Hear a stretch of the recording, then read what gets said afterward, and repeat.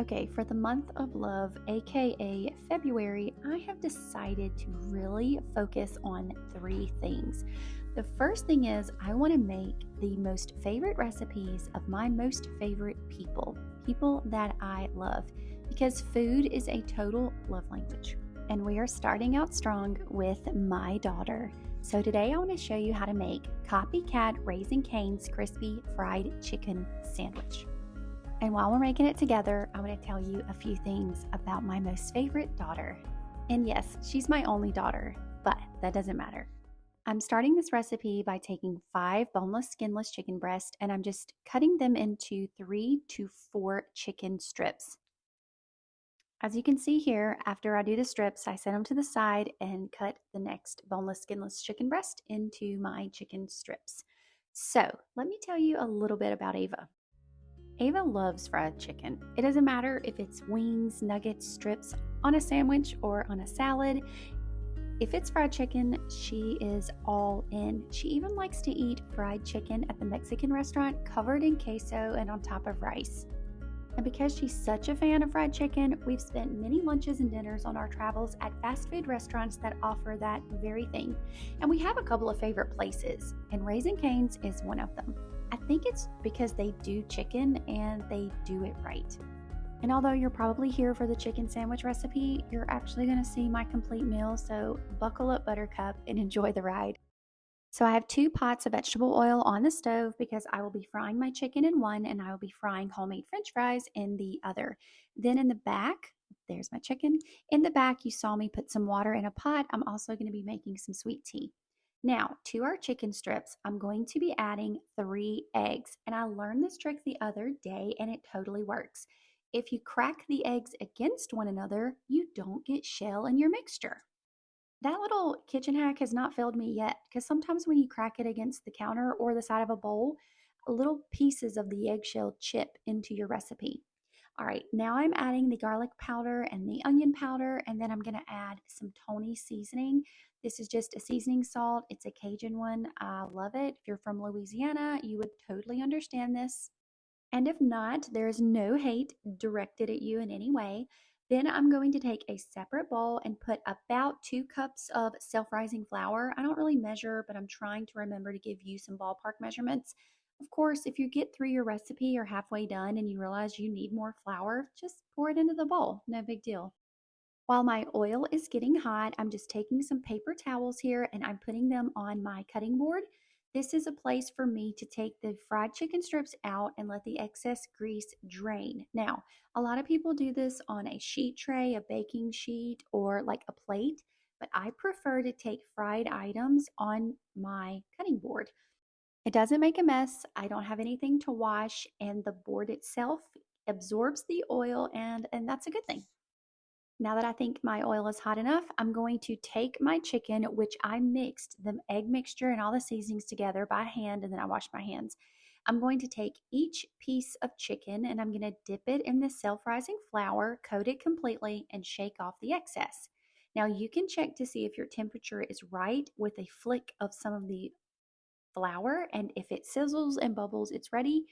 My oil was pretty much ready when I dropped that first piece, but I noticed that it needed like another 10 to 15 seconds, so I waited and then I was able to proceed with my chicken strips. Now, make sure that you don't overcrowd your pan. You don't want these chicken strips on top of one another, so I just distribute them throughout the oil where they're all touching the surface and not on top of one another. Okay, so while you're watching me do this, let me go back to Raising Cane's and Ava Dawn. So, Raising Cane's is a fast food restaurant that just specializes in chicken. And that's what I was saying earlier. I think it's because they have such a narrow menu that they're able to do it so well. Now, there are other restaurants that I love that do a lot of things really well, but I know that that can be quite a challenge. So I kind of appreciate Raising Cane's being singularly focused. They just offer simple fried chicken tenders and a very delicious sauce. All right, back to the inspiration for this dish. Ugh, look at that chicken bubbling away. There is nothing like the smell of fried chicken.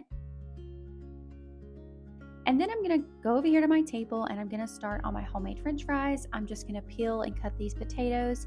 This recipe is also on my blog, super simple, but I am going to try on here again to show you how to cut your potatoes so that they make the most delicious, crispy French fries.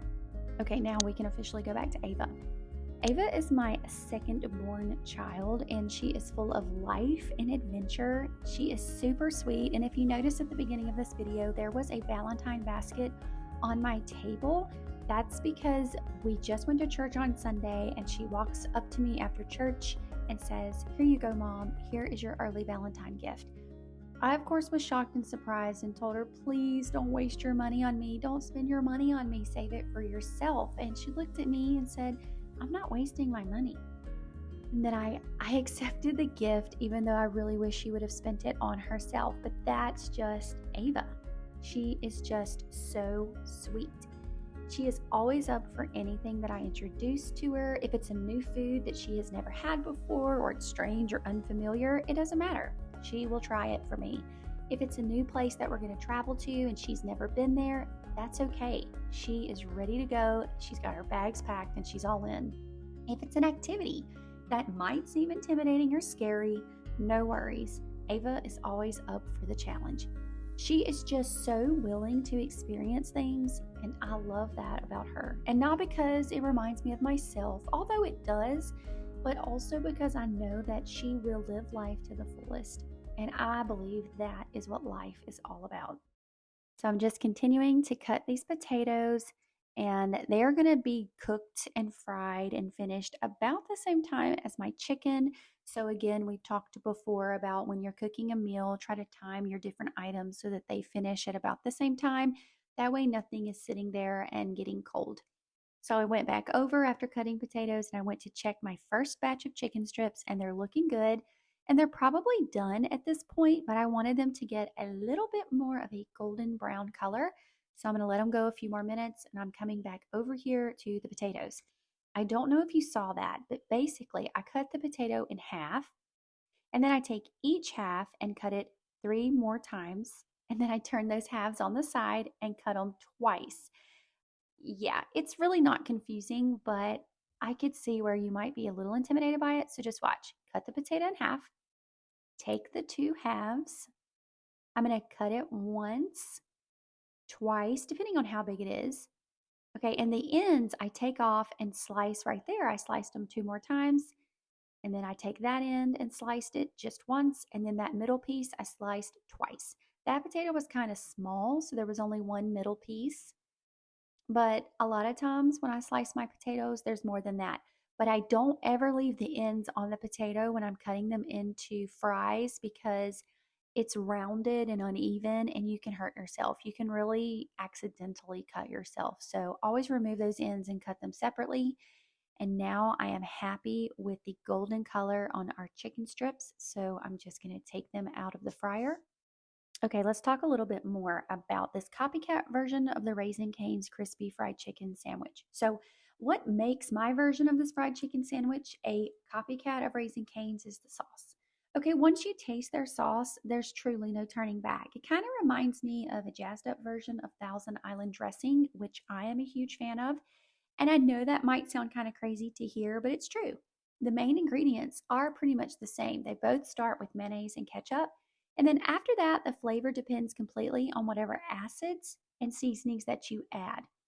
I'm just over there putting the tea bags and then dropping some French fries just to keep you updated. But you know, a lot of sauces begin with mayo and ketchup. Remoulade also begins with mayo and ketchup. So back to the sauce, back to Raising Cane's, and back to Ava. The Raising Cane sauce is what makes this sandwich for Ava. You see, she's a sauce person. In raising Ava and cooking for Ava, I've come to believe that there are 2 types of people in the world: the dippers and the non-dippers. What am I talking about, you might ask? I'm talking about people who need to have a dipping sauce with every single meal, and the other group of people who don't want condiments to cover up the delicious flavor of the food they're eating. There can be some people who fall in the middle ground. I kind of think I'm there. We prefer to taste the food, but if a condiment complements it, we can add it. However, I have 2 of the other people in my house who are dippers, and they're obsessed specifically with ketchup, but we're not talking about them today, so we're going to move on.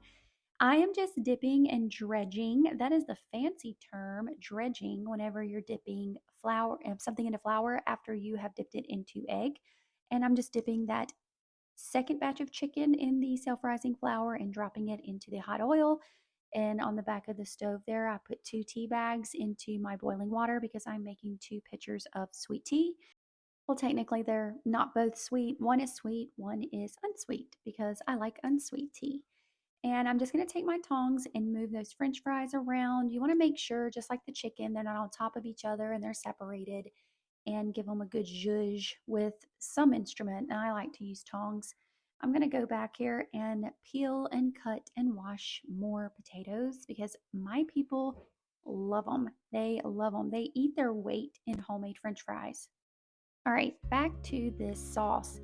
Ava's a dipper, and every time we sit down at the table to eat something, she must have a dipping sauce. Even in meals where you wouldn't think that something needed a sauce, she is always looking through my fridge trying to find something. And she inevitably always reaches for ranch, or she likes buffalo sauce, which is strange, but I have seen her dip some of the most delicious food in buffalo sauce and ranch, and I've been completely disgusted by it. But that's the beauty of food and life. Everybody's different. So now I'm taking out that second batch of chicken strips. Look how much 5 boneless, skinless chicken breast is going to produce for you. And then I'm getting ready to dredge and fry my third batch. Now, this recipe is great for your family because they can choose to make sandwiches like we're doing, or they can just opt out of the bread and just eat fried chicken strips with their favorite dipping sauces or no sauce at all, plus their french fries. So, for my picky family, it works out really well because tonight only one person wanted a sandwich. The rest of them opted to eat it plain. And I wanted to say something to you about sauces. So, I know that you probably frequent fast food places and you have your favorite sauces or you have your favorite salad dressings in a bottle, but I'm going to challenge you to make your own sauces and your own salad dressings at home.